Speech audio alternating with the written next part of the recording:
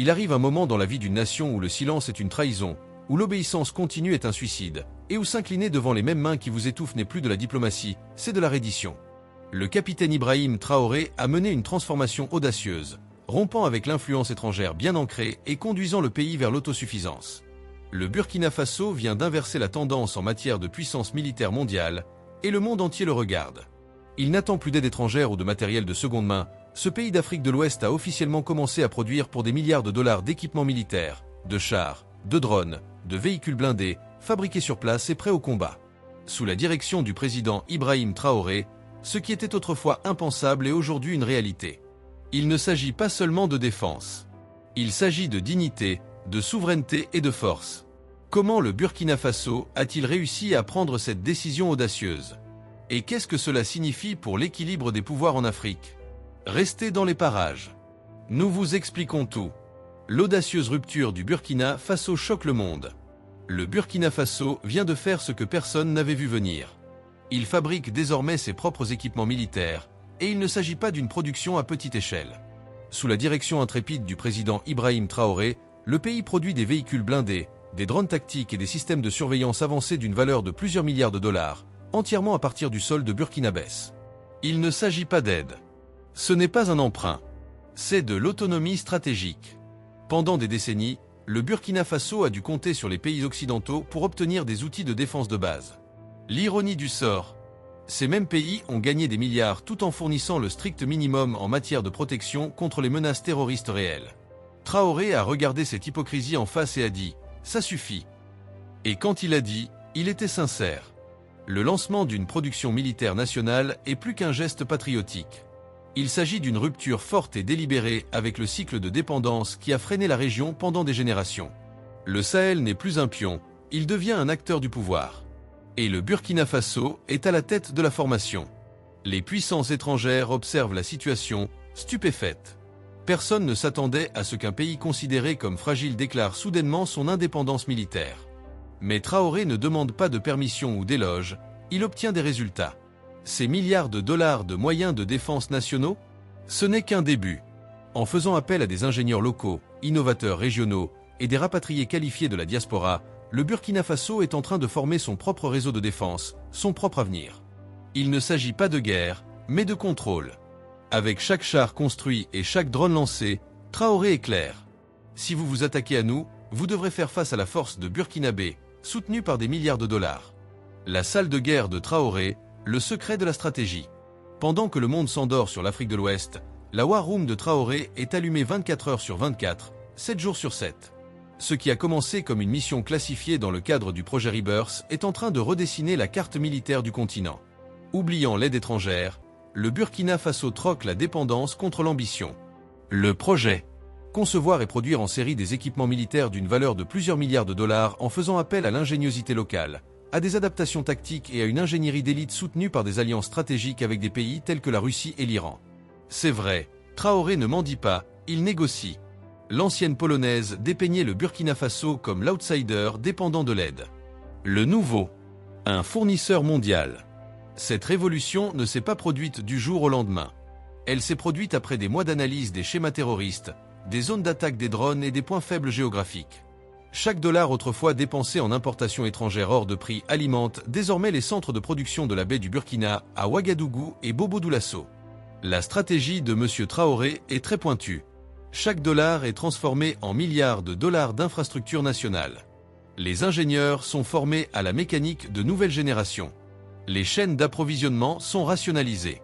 Les anciennes usines d'outillage sont réaffectées à la fabrication de systèmes de fusées et de technologies blindées. Pas une seule vis n'est gaspillée.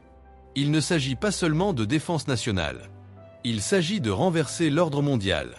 Lorsque les dirigeants occidentaux l'ont mis en garde contre la déstabilisation de la région, Traoré n'a pas bronché. Il a commandé 200 véhicules blindés supplémentaires.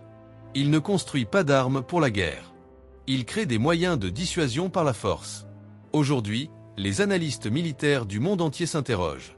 Le Burkina Faso n'est plus un pion. C'est un chevalier, blindé de souveraineté, alimenté par des milliards de dollars de défiance de la baie du Burkina. Et Traoré, il a déjà 3 coups d'avance. Made in Faso, l'essor de la technologie de défense du Burkina Faso. L'expression « Made in Faso » est aujourd'hui synonyme de puissance. Des véhicules blindés de transport de troupes aux drones polyvalents en passant par les désarmeurs d'engins explosifs improvisés. Le Burkina Faso produit des outils de défense de pointe sur son propre territoire, par son propre peuple.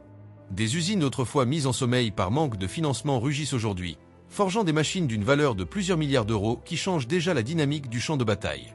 Il ne s'agit pas de répliques de mauvaise qualité ou d'arnaques sur le marché noir. Il s'agit de modèles personnalisés adaptés au terrain accidenté du Sahel, testés dans le désert, à l'épreuve de la guérilla et d'un bon rapport coût-efficacité. Le président Traoré savait que les connaissances locales comptaient plus que les spécifications importées. Des ingénieurs du Nord et du Sud ont été réunis pour réfléchir à un équipement capable de survivre à une chaleur de 120 degrés, aux tempêtes de sable et aux tentatives de sabotage. Le résultat ? Une flotte locale que les armées étrangères s'arrachent discrètement. Traoré ne se vend pas encore, mais le fait que cet équipement attire l'attention en dit long. Les milliards de dollars investis dans la technologie de la baie de Birkenau sont de l'argent qui reste à l'intérieur des frontières.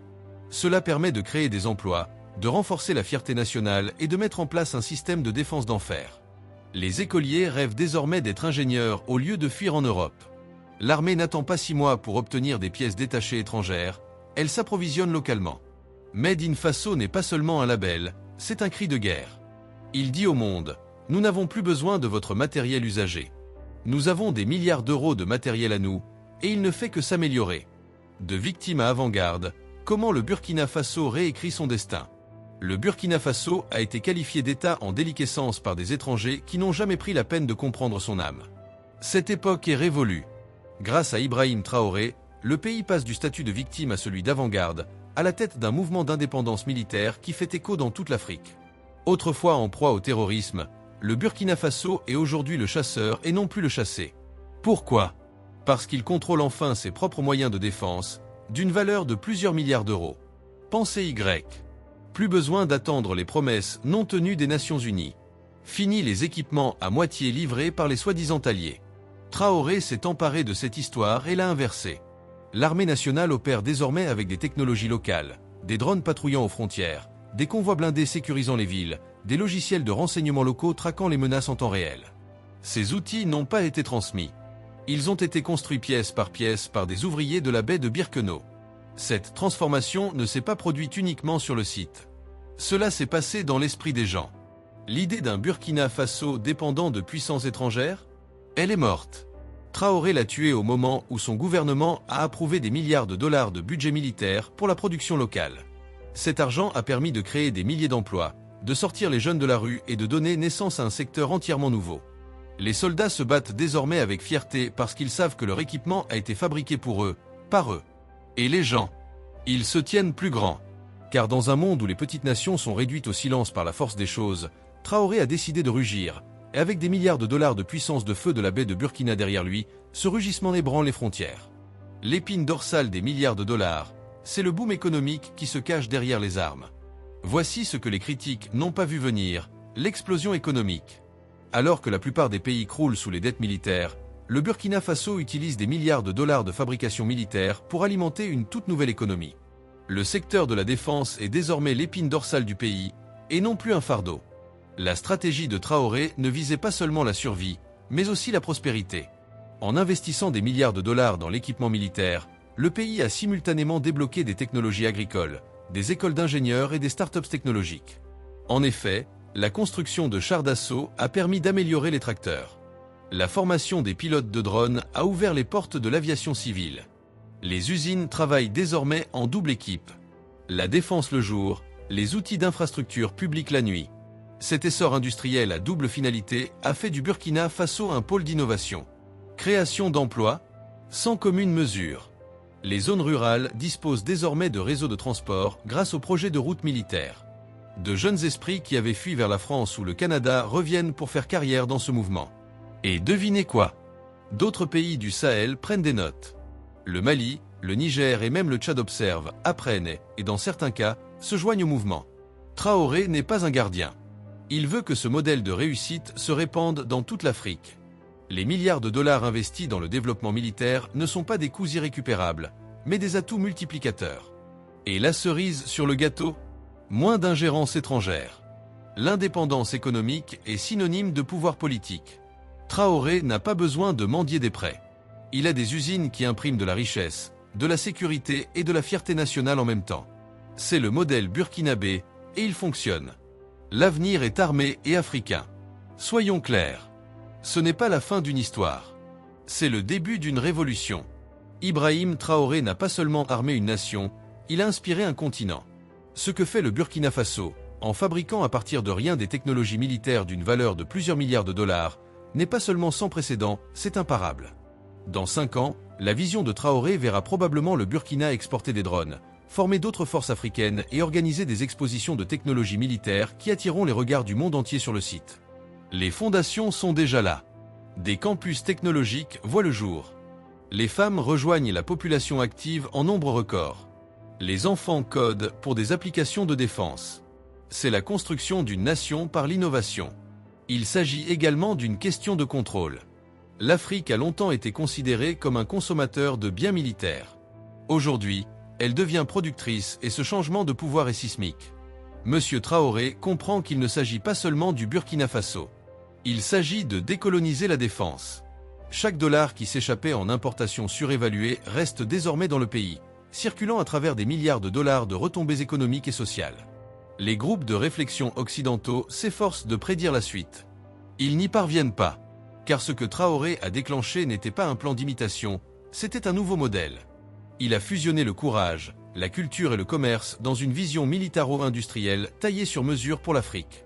Le Burkina Faso a planté son drapeau.